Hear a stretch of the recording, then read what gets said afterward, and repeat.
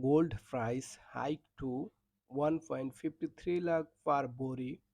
Jewelers have raised gold price again, setting the new rate at 1,53,474 per bori, effective from tomorrow.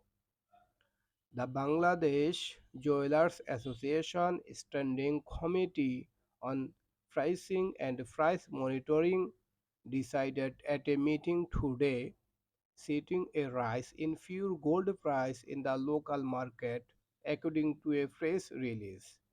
In July 2023, gold prices crossed the 100,000 mark for the first time in Bangladesh. The country requires 20 to 40 tons of gold annually, with about 80% of demand met through smuggling.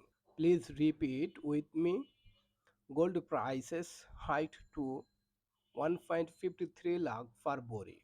Jewelers have raised gold price again, setting the new rate at 1,53,474 per bori, effective from tomorrow.